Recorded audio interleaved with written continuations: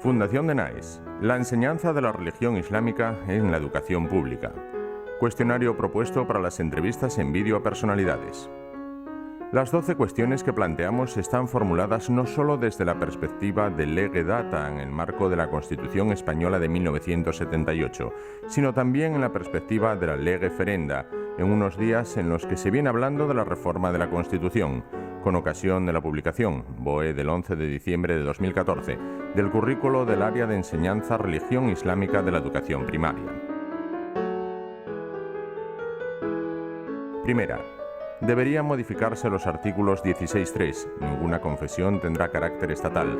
Los poderes públicos tendrán en cuenta las creencias religiosas de la sociedad española y mantendrán las consiguientes relaciones de cooperación con la Iglesia Católica y las demás confesiones.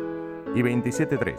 Los poderes públicos garantizan el derecho que asiste a los padres para que sus hijos reciban la formación religiosa y moral que esté de acuerdo con sus propias convicciones.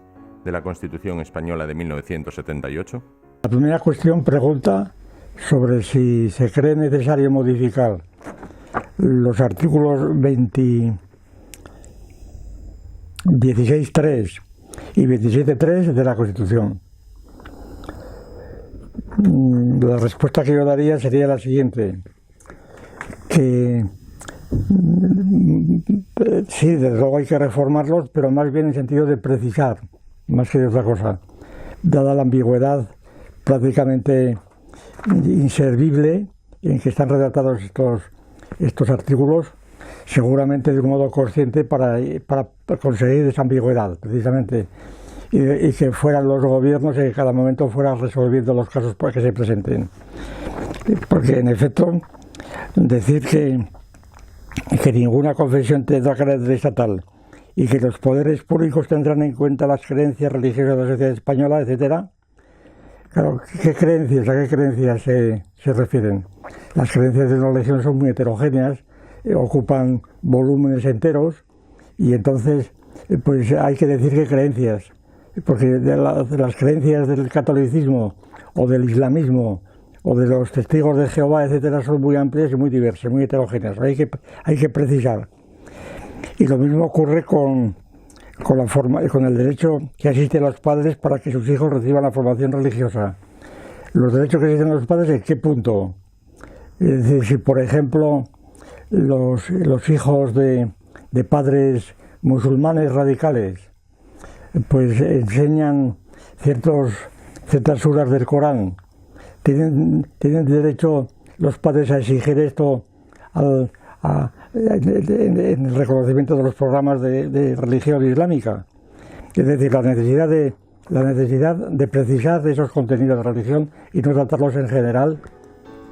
Segundo, ¿cómo interpretar el punto 3 del artículo 16 de la Constitución, en tanto que él destaca la cooperación con la Iglesia Católica, sin limitarse a englobarla en la norma general y las demás confesiones?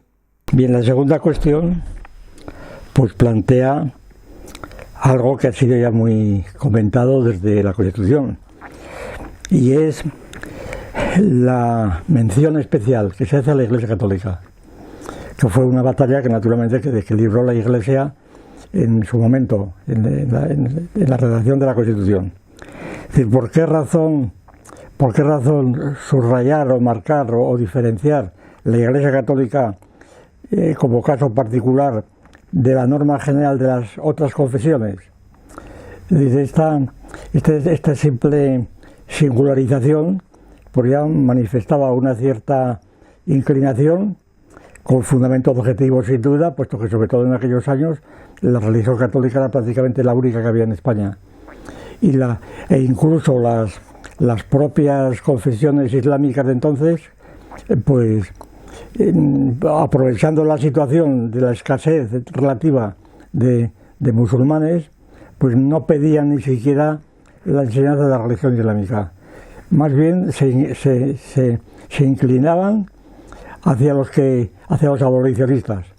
Es decir, por razones oportunistas, evidente, ellos preferían que se eliminase la enseñanza de la religión, el abolicionismo, pero no fundándose en razones ilustradas, diríamos, de que las religiones son supersticiones o cosas de ese tipo, sino fundándose en que si había enseñanza de religión, la ventaja venía a favor de la Iglesia Católica dada la efectiva mayoría social de la Iglesia Católica. Hoy día seguramente mantendrían posiciones distintas, puesto que hoy ya cambiaría la relación de fuerzas. Hoy hay muchos más musulmanes de los que había entonces. Pero entonces, claro, la situación es hasta qué punto cabe esa discriminación, y entonces no habría que reformar también la Constitución en ese asunto, o bien seguir marcando, y las razones por qué, porque desde el punto de vista sociológico es evidente que el número de fieles o de adeptos de la religión católica es muy superior a las demás religiones. ¿Hasta qué punto esta superioridad confesional puede traducirse en términos democráticos a un privilegio, a una atención especial a estos dos? Esto es una cuestión ya completamente discutible y que tiene muy diversas soluciones. Y yo sugeriría también, aunque eso prácticamente es todavía más inviable, la consideración no ya solamente del número de adeptos, sino la valoración de las doctrinas. Si las doctrinas tengan muchos adeptos o tengan muy pocos, si las doctrinas son compatibles con los principios de la Constitución, actuada o reformada o no. Es decir, por ejemplo, si en España, según estadísticas de hace unos años, pero que más o menos siguen por ahí, el 70% de los españoles eran católicos, practicantes, muchos de ellos, si además creían en Dios con cara humana, según algunos, si además otros creían en un Dios rodeado de ángeles y de santos y demás, hasta qué punto todas estas representaciones pueden considerarse como fantásticas, supersticiosas, etcétera, y por tanto difícilmente compatibles con el espíritu más o menos racionalista de la Constitución. Naturalmente esta tarea es mucho más difícil porque las razones subjetivas para dictaminar en un sentido u otro son totalmente inextricables y prácticamente es imposible llevar a un acuerdo. Tercero, ¿cómo interpretar la limitación de la premisa confesional del punto 16.3 en su norma de tener en cuenta las creencias religiosas de la sociedad española? ¿En qué campos cree usted que cabe aplicar esta norma, recogiendo la diferencia que se hace entre Iglesia Católica y las demás confesiones? Esta cuestión plantea de frente la excepción de la Iglesia Católica, que se nombra aquí con respecto a las demás confesiones. Es decir, ¿en qué campos la Iglesia Católica tiene una dogmática, unas orientaciones distintas y más o menos acordes con las normas generales de la Constitución que el Islam? Eso parece evidente, aunque no se haya reconocido en un debate formal y analítico de los textos dogmáticos. La cuestión principal se refiere, yo creo, a las instituciones que no son meramente educativas o doctrinales, sino que son también cuestiones de la vida real, efectiva. Me refiero, por ejemplo, a ritos de paso, por decir, bautismo, pues qué sé yo, bautismo, confesión, comunión, matrimonio, muerte, etcétera. Son rituales que están prácticamente controlados por la Iglesia Católica en España, prácticamente, y tanto en público de derechas como de izquierdas. También hay que incluir, por ejemplo, las procesiones de Semana Santa y en fin, multitud de rituales públicos que están hoy controlados por la Iglesia Católica, y el Islam, como no tiene todavía un rodaje de estas instituciones, pues no cabe comparación posible. Es decir, entonces habría que determinar cuáles son las razones por las cuales, y por la presencia pública, al margen de la doctrina abstracta que tiene la Iglesia Católica en España, a diferencia del Islam y por supuesto de los judíos o de otras confesiones evangélicas, etcétera, hasta qué punto esta mayor presencia en la vida cotidiana, que prácticamente impregna toda la sociedad española, pues hasta qué punto es posible discriminar a la religión católica de las otras religiones. ¿Y qué peso podría tener esto desde el punto de vista legal? Porque el planteamiento puramente abstracto legalista, ¿verdad?, definido según unos criterios abstractos necesariamente, pues no dice nada acerca de la realidad. Y los conflictos aparecen luego en la práctica, pues por ejemplo, si va el ejército o no va el ejército a una procesión de Semana Santa de Sevilla o de Málaga o de Granada, ¿verdad? Si va la legión o no va la legión. Es decir, y mil cosas de este tipo, de la vida cotidiana, que están muy arraigadas en las tradiciones urbanas y populares y en general, y que constituirían una verdadera ofensa para los que las practican, el restringirlas y mucho más el eliminarlas.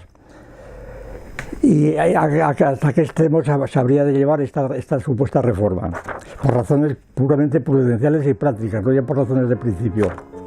Cuarto, en el punto 3 del artículo 16, habla de las relaciones de cooperación de los poderes públicos con la Iglesia Católica y las demás confesiones. ¿Cree usted que esta cooperación debe incluir también la cooperación con las normas confesionales proselitistas, incluso en el terreno educativo, propias de la religión católica y del Islam? Aquí la idea de cooperación ya todavía añade todavía más un coeficiente más intenso al problema anterior. Porque aquí no se trata ya de esperar a que coexistan, ¿verdad? Una procesión de Semana Santa o todos los símbolos que tienen relación con los musulmanes por razones históricas en España, ¿no? Las luchas de moros y cristianos, en fin, que hay en tantas ciudades de Valencia, de Andalucía, etcétera. O bien, si estos conflictos, cuando se habla de cooperación, ¿qué quiere decir la cooperación? La cooperación quiere decir, por ejemplo, que las autoridades municipales o autonómicas o incluso nacionales tienen que prohibir todo signo externo, incluso de gran valor artístico, por ejemplo, de representaciones históricas de las luchas de moros y cristianos, en los escudos de las ciudades, en mil situaciones de estas, y entonces que haya que extirpar y eliminar enteramente todos estos símbolos históricos que atentan contra el patrimonio histórico nacional. Porque aquí se trata de cooperar precisamente con los musulmanes. Entonces aquí el sentido de cooperación es donde lleva a las máximas dificultades las relaciones las diferencias entre unas relaciones, entre unas religiones y otras. Y aquí pues es simplemente cuestiones de prudencia política que prácticamente es imposible manifestarlas en una reforma de la Constitución. Hay una reforma en un replanteamiento de la redacción de estos asuntos, porque son cuestiones prudenciales, y las cuestiones prudenciales son cuestiones del Ejecutivo en cada momento, que sin duda tienen que tener unas normas, pero estas normas son prácticamente imposibles de explicar, porque tanto se puede dar una norma general diciendo no, se deben respetar todos los símbolos, pues por ejemplo, de enfrentamiento entre musulmanes y cristianos, pues anteriores al siglo XVIII, por ejemplo. Pero claro, esa fecha sería totalmente arbitraria, ¿no? Es decir, o anteriores al siglo XIV o XV, XVI, esto demuestra que es imposible tratar de esto, vamos. Y que a mí me parece pura pedantería el suponer que una reforma a priori de la Constitución podría resolver los problemas, todo lo contrario, los agravaría. Y no dejaría margen ninguno a la labor del Ejecutivo, que en modo alguno puede considerarse como mera aplicación de las normas, porque supone siempre una interpretación en cada momento. Bien, en cuanto, y no diré esto en el terreno doctrinal, pues todavía mayor, aunque tenga menos relevancia pública, estética, o bien, pues la cooperación debe significar que cada religión, en cada doctrina, debe también considerarse un refuerzo de otras religiones o no. Se deben subrayar las analogías o las diferencias. ¿Hasta qué punto, por ejemplo, para poner un ejemplo entre mil, en la religión musulmana, donde ocupa un lugar preeminente, sobre todo en ciertas direcciones, la de Averroes concretamente, donde ocupa un lugar predominante la idea del entendimiento agente, que es el que preside prácticamente el Estado y la religión, hay que reforzar la idea del entendimiento agente, digo, en exposiciones doctrinales de un cierto nivel, no meramente de enseñanza primaria. Hay que reforzar las afirmaciones de muchos teólogos musulmanes sobre el entendimiento agente, o hay que criticarlas directamente como las criticó Santo Tomás, por ejemplo. Es decir, estas son cooperaciones. Sería cooperar en este caso el añadir a los argumentos de Averroes pues todos los que podamos, o por lo menos no criticarlos. Sería no cooperar el atacarlos. Y entonces se produciría, si no se coopera, se produciría una lucha entre los propios profesores, ¿verdad?, que defienden las posiciones y otros, que reproducirían enteramente las luchas de la tradición histórica, ¿no?, del concilio de Nicea, del de Éfeso y todo lo que se quiera hablar. Por tanto, lo de la cooperación yo creo que no es tan medido. ¿Qué quiere decir cooperación? O bien no dice nada, más que una especie de buena voluntad de cooperar, pero es que la cooperación entre religiones que están enfrentadas, lo han estado siempre, y por mucho irenismo que se sostenga, siguen enfrentadas, como se ve claramente actualmente. Una cosa es que haya muchas tendencias irenistas, en donde se deja, por ejemplo, el caso de los propios aeropuertos, donde hay una capilla en el aeropuerto que por turnos es utilizada por católicos, por musulmanes, etcétera, en aeropuertos de España y de toda Europa, ¿verdad? Y entonces, esto es cooperación, pero la cooperación es una cosa, una especie de cortesía entre unos y otros, pero no hay cooperación.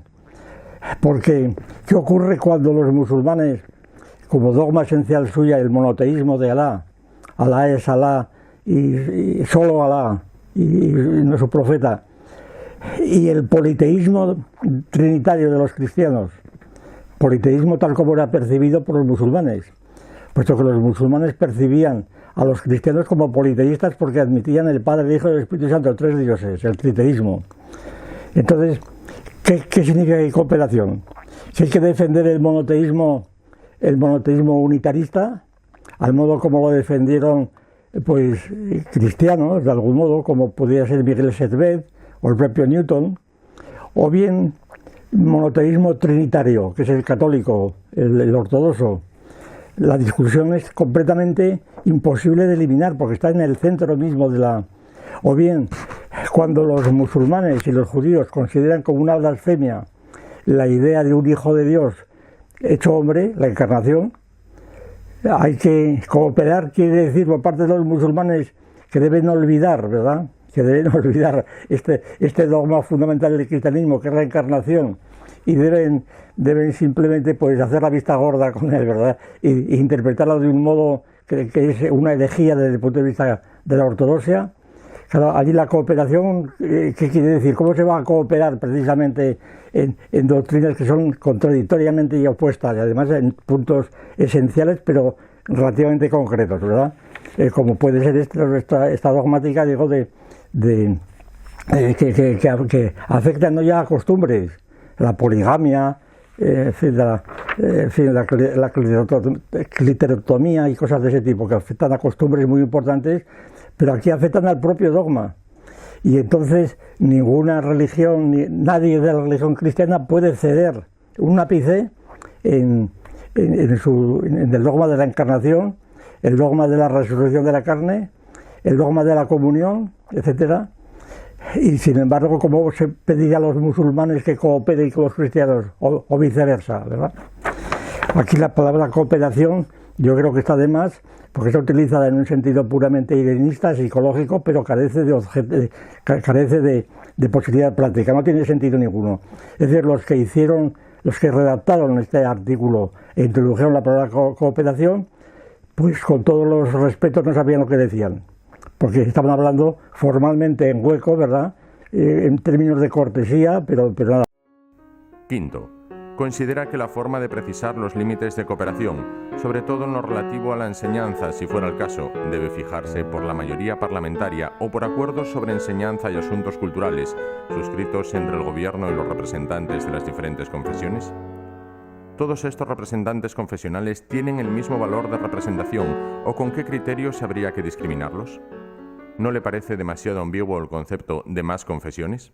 ¿Cómo se establece los límites de esta cooperación? ¿Hasta qué punto hay que cooperar? Naturalmente con los representantes de diversas religiones o confesiones reconocidas que estén consideradas como tales y dejando al margen pues otras muchas religiones o formas religiosas desde el candomblé hasta el vudú o lo que fuera, que no estén reconocidas tal, aunque ellas reclamen su carácter religioso, o la Christian Science o lo que fuera. Entonces, estos representantes, ¿cómo se discriminan? Dado que en cada confesión hay también diferentes tendencias, y entonces, naturalmente, se podrán arbitrar criterios puramente objetivos, jurídicos, de carácter democrático, de que están reconocidos por tal, pero esa democracia aplicada a estos temas no tiene ningún sentido, porque los dogmas no se aplican, no se han cumplido o se han establecido democráticamente. Los dogmas son revelados, las religiones del libro sobre todo son revelados, y no tiene sentido que una asamblea de musulmanes cambie un dogma a otro si no son todos los musulmanes de la umma, ¿verdad? Cosa que prácticamente es imposible, aparte de que están divididos entre sí. Es decir, para citar la división hoy día más en boga y que es fundamental porque viene ya desde los tiempos de Mohamed, de Mahoma, la división entre sunitas y chiitas. Esa división, pues que, como sabemos, es la base teórica de todos los conflictos que ocurren hoy en Siria, en el Irán, etcétera, en el Irak, pues esta distinción es una distinción que, según que los que vayan a negociar con el Estado español sean sunitas o sean chiitas, la diferencia es muy distinta. ¿A qué representantes elegir? Es decir, también hay que precisar, porque en los términos tan abstractos y tan vagos que están redactadas estas normas, pues también parece que están pensadas sin pensar en el material mismo que se va esto, sino en la pura formalidad. Bien, de salir adelante.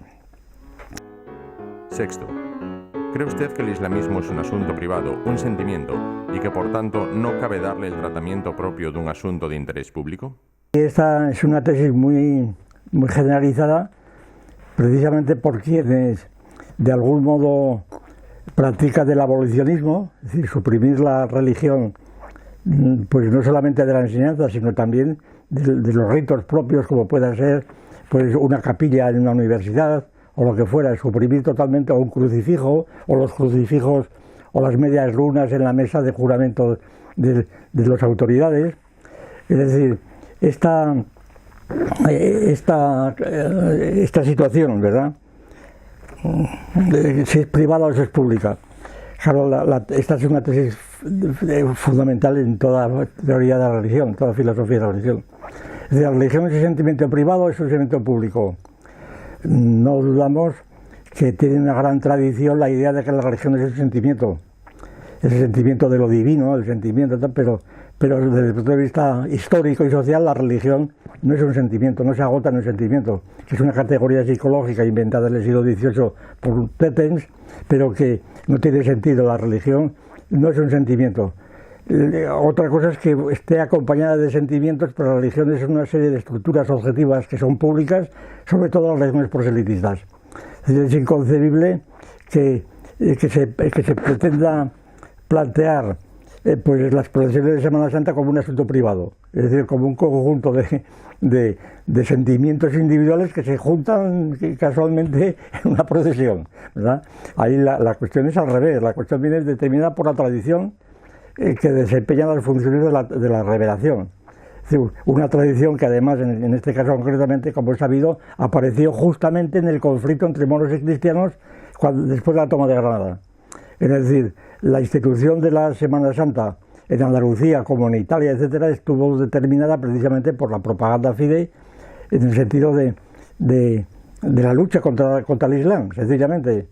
Naturalmente, ha pasado ya mucho tiempo, pero sin embargo sigue todavía presente en manos de muchos, sobre todo quienes reivindican actualmente la recuperación para el Andalus de la mezquita de Córdoba o cosas parecidas. Y entonces estas reivindicaciones que están en la orden del día de muchos movimientos yihadistas, pues ¿qué quiere decir esto? Es decir, ¿cómo se pueden resolver estos problemas en general por medio de una reforma de la Constitución? Son irresolubles porque están en la propia historia, y la historia no es una cosa del pasado, sigue siendo del presente. Tanto por las consecuencias que ha tenido como por la presencia actual de estas mismas ideas.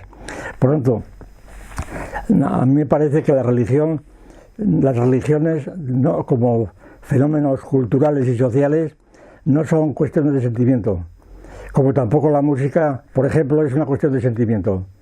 Habrá todos los sentimientos que se quiera, pero la música es sobre todo cuestión de instrumentos objetivos, de violines, de violonchelos o de lo que fuera, y entonces la obra es objetiva. Cada uno podrá sentir de otro modo, pero si no hay violín y tal, con sentimiento solo no hay música. Pues igual pasa con la religión. La religión necesita sacramentos, necesariamente, necesita instituciones objetivas, rituales, para decirlo con la tecnología clásica.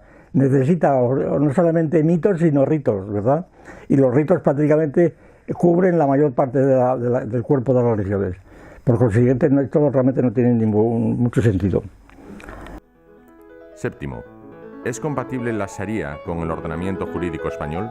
Por ejemplo, ¿la enseñanza del Islam atenta contra los derechos conquistados por la mujer en España? ¿Es o no la poligamia un rasgo cultural del Islam? ¿Se puede financiar la enseñanza de una doctrina que defiende la legalidad y moralidad de la poligamia? Pues esto, doctores, tiene la Santa Madre Iglesia que os sabrán responder, claro. Aquí volvemos con lo mismo. Es evidente que la Sharia, en primer lugar, la Sharia es muy distinta según cada escuela de interpretación, ¿verdad? Cada escuela, pues, dado que se extiende por todo el continente africano y asiático, etcétera, y mediterráneo. Entonces hay muchas normas de Sharia distintas, desde el apedreamiento de los adúlteros hasta la cliterotomía, etcétera. Hay tantas leyes, ¿verdad? Los derechos del hombre sobre la mujer, en fin, de los matrimonios. Hay tanta cantidad de normas que habría que precisar. La Sharia también, qué tipo de Sharia o qué tipo de normas, ¿verdad? Pero es un asunto completamente prudencial, pero que no puede plantearse en general. Sencillamente no tiene sentido plantearse en general, lo que demuestra una vez más que todas las pretensiones de condensar y reducir y esquematizar estas cuestiones reales dentro de unas normas jurídicas, pues son puramente, es un juego abstracto que no tiene, por principio está condenado al fracaso, necesariamente. Octavo, ¿hasta qué punto la enseñanza del Islam puede comprometer la propia idea de nación española en relación con planes como el de la UMMA? ¿Cree que la enseñanza del Islam puede abrir la puerta a ideas como la teocracia, incompatibles con la democracia? Pues también me remito, como antes, a los doctores que tiene la Iglesia, en este caso la UMMA, ¿verdad?, sus representantes, porque también hay muchas tradiciones, pero yo creo que es una opinión común que las diferencias históricas y actuales incluso, aunque muchas veces la historia da más luz que la actualidad sociológica, dada la enorme variedad de interpretaciones que hay. Es decir, si todas las interpretaciones que se dan de este asunto fueran uniformes, no habría problema para el método sociológico, pero es que son distintas en cada caso, por tanto no se puede hablar en general tampoco.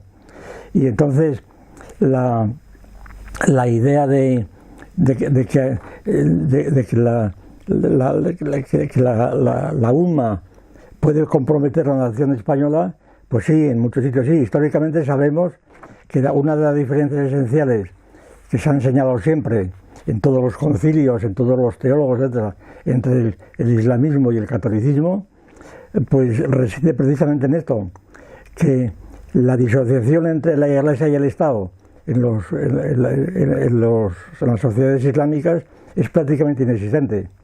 Es decir, son las teocracias famosas desde los tiempos de los arrianos, en donde el emperador era al mismo tiempo el jefe de la Iglesia. Esto ocurrió en Bizancio y ocurrió después en Inglaterra después de la Reforma, donde heredaron las prácticas bizantinas, en donde la reina de Inglaterra sigue siendo la jefa de la Iglesia anglicana, etcétera, etcétera.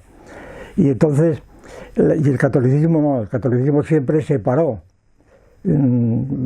aunque en la práctica muchas veces la separación fuera más bien una separación ficticia de razón, pero siempre separó la autonomía del poder civil y del poder eclesiástico, del imperium y el sacerdocio, que decían. Y entonces basta leer a Santo Tomás o a los teólogos en general, los concilios, para mostrar que la teoría de las dos sociedades perfectas, en donde por una parte está la Iglesia y por otra parte está el poder político, que esto ya se ve en San Agustín, claro, en la ciudad de Dios los límites quedan totalmente desdibujados puesto que según San Agustín el pecado original habría comprometido enteramente la naturaleza humana y solamente la Iglesia, la gracia podía salvar a la humanidad. Y por tanto la Iglesia tenía que ser prácticamente la inspiradora del imperio. Y por tanto la cuestión de las relaciones de la Iglesia con el Estado estaba planteada desde el punto de vista cristiano, porque el cristianismo, el catolicismo sobre todo, no contempla las relaciones de la Iglesia y del Estado, sino de la Iglesia una con todos los estados múltiples, lo cual pone inmediatamente a la Iglesia católica romana en una perspectiva distinta de las demás iglesias nacionales, puesto que su perspectiva es puramente ecuménica, es decir, católica, por eso se llamó católica. Y entonces la idea de la Iglesia católica, claro, supone unas relaciones distintas del Estado, lo cual tiene mucha importancia, como es bien sabido, pues en todas las cuestiones, sobre todo la entrada de los españoles en América, cuando se discutieron en las obras de las casas, de Vitoria, de Sepúlveda, etcétera, si los derechos que tenían los españoles para entrar en las Indias se fundaban en la fe o en el derecho natural de los romanos, en la razón, ¿verdad? Y entonces aquí es también imposible completamente tratar estas cuestiones, y las decisiones que pueda tomar un cuerpo de legistas, ¿verdad?, que interpreten la Constitución, pues es totalmente gratuita y democrática, es decir, se resuelve por votación, por mayoría, sencillamente. Pero claro, estas cuestiones son cuestiones que se pueden resolver por mayoría. O sea, son cuestiones que están siglos discutiéndose, y entonces la mayoría es una solución de paso, práctica, pero no es una solución en absoluto que agote la cuestión. Noveno.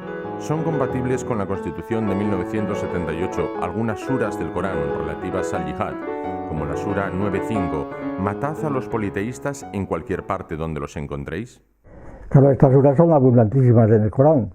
Ahora bien, cuando hablamos de cooperación y de reconocimiento mutuo y de respeto mutuo, claro, pues muchos teólogos protestantes procuran aportar otras suras donde esto se matiza un poco, pues si son cristianos que han huido, si no son cristianos, si el enemigo son mujeres o niños, hasta qué edades. Aquí la casuística es total.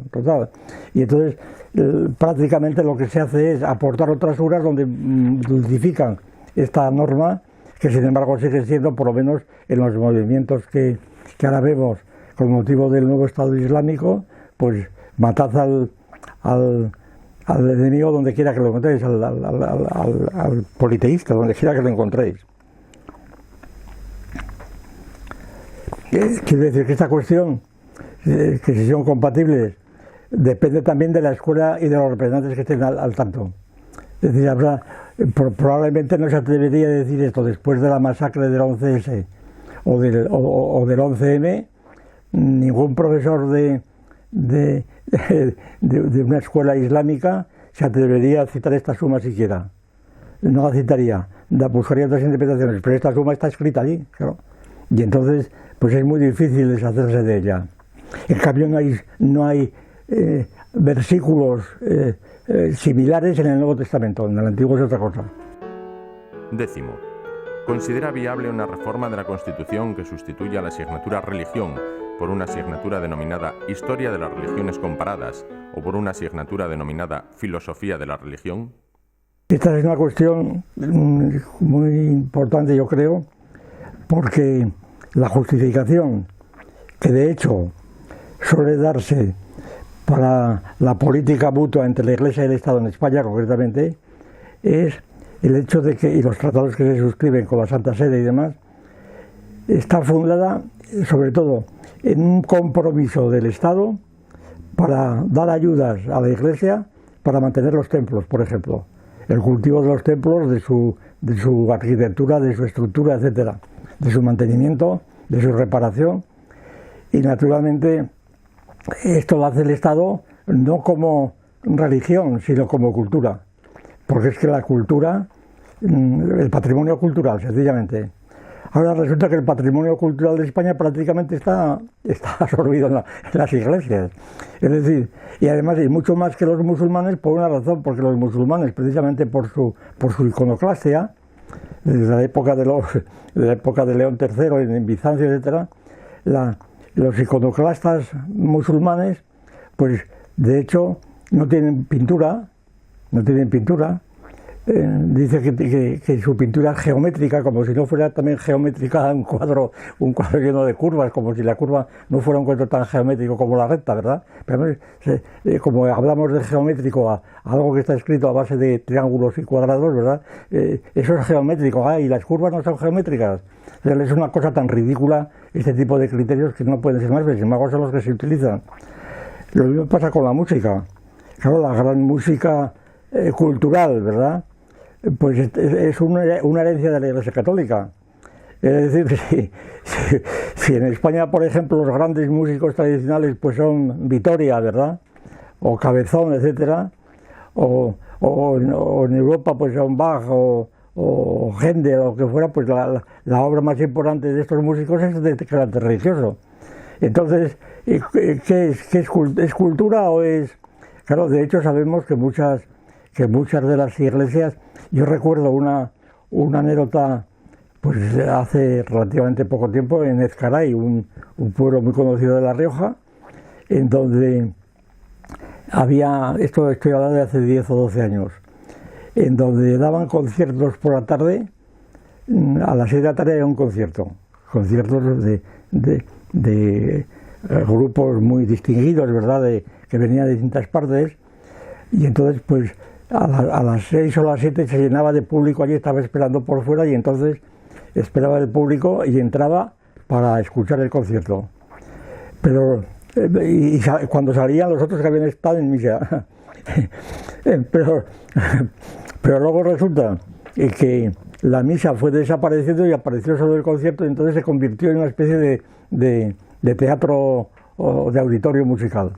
Claro, entonces y luego la cultura, lo que llamamos cultura, como tampoco sabemos lo que es, que estos títulos tan solemnes como el que motiva este cuestionario, a saber, Ministerio de Educación, Cultura y Deporte, Educación, Cultura y Deporte.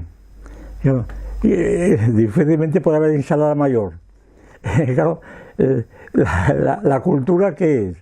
La cultura, claro, como nadie sabe lo que es, porque además la cultura circunscrita que llamamos es la que dicta el Ministerio de Educación, precisamente, la que está determinada al reino a lo que el Ministerio marca como cultura y luego lo transmite a las autonomías y a los ayuntamientos, etcétera.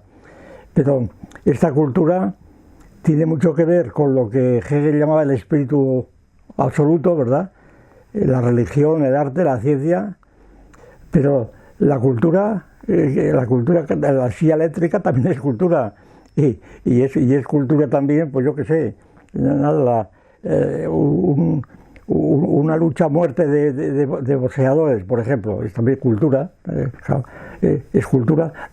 Es cultura también la culturología, es decir, la gimnasia que va orientada a desarrollar ciertos músculos del cuerpo, abdominales o dorsales o los que fueran. Pero esa cultura que tiene que ver con la educación y con la religión.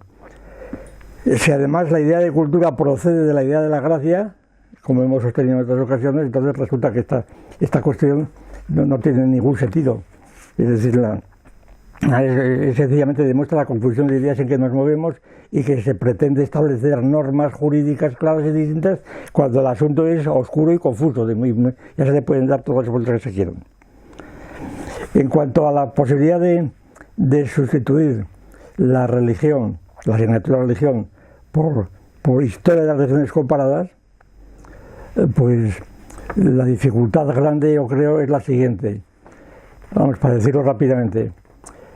Primero, que la historia de las religiones comparadas, si se pretende entender como una perspectiva neutral, ¿verdad?, objetiva, científica, tal como la tratan los antropólogos o los sociólogos, como pretenden tratarla, pues es porque se pone la condición de neutralidad como base para decir algo objetivo, pero la neutralidad no garantiza en absoluto la objetividad.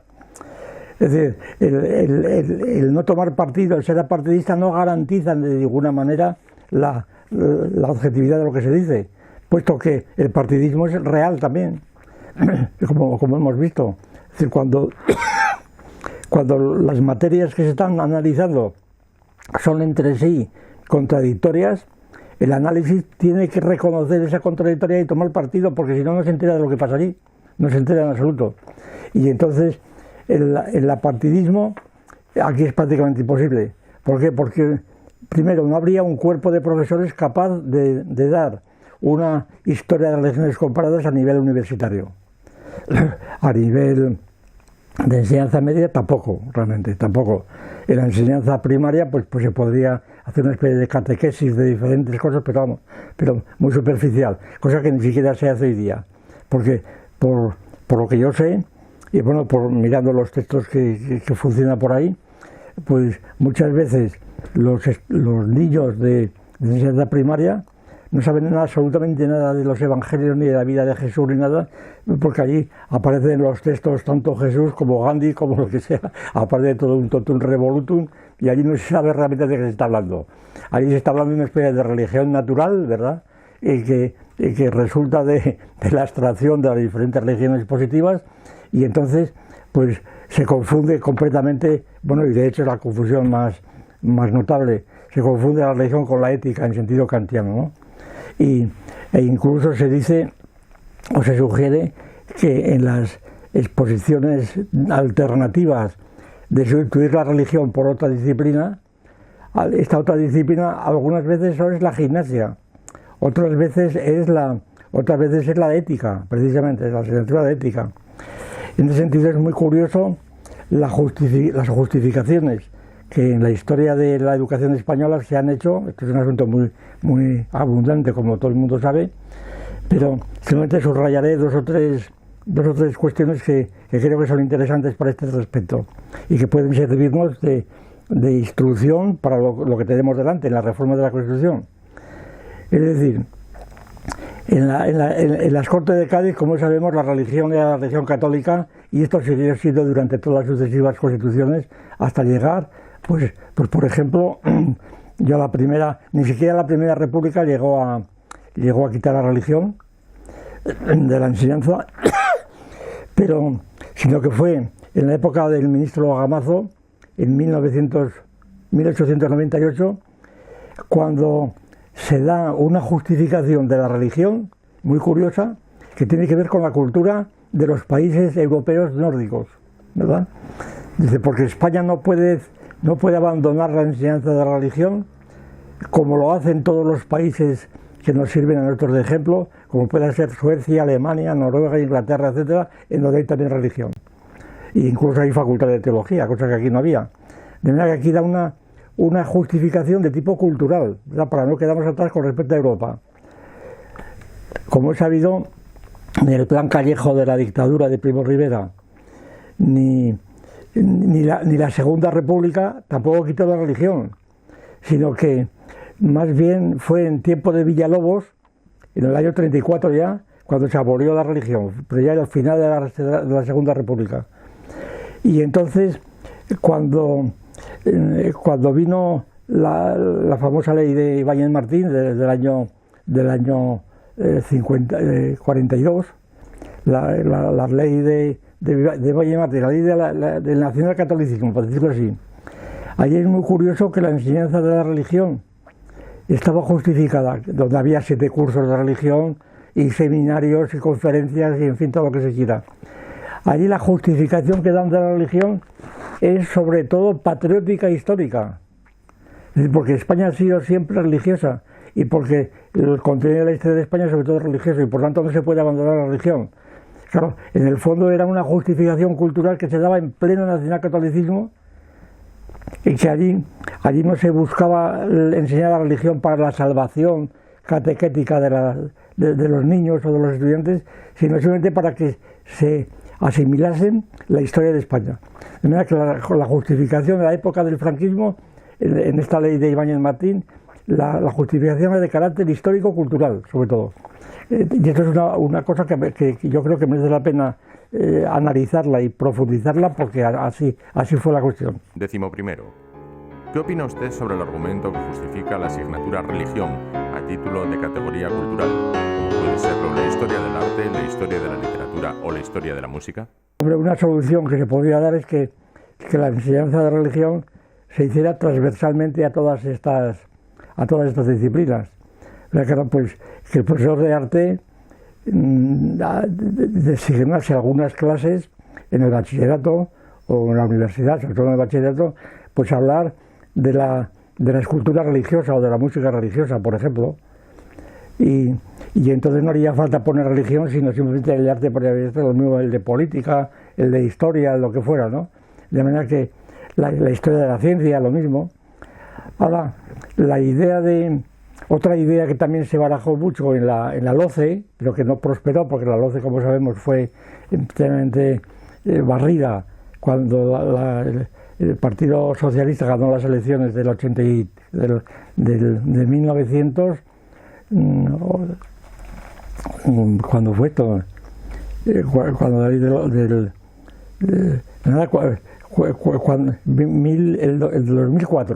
2004, cuando la LOCE quedó barrida. Y allí la LOCE había propuesto una disciplina que era algo así, no me acuerdo bien, era Sociedad, Cultura y Religión, que tenía una estructura parecida a aquella otra que estuvo muy de moda en aquellos tiempos, que era el CTS, Ciencia, Tecnología y Sociedad. Era una asignatura compuesta de 3 disciplinas que luego cada uno intentaba. Lo de CTS duró muchos años luego y fue casi hegemónica, ¿verdad?, en muchos años.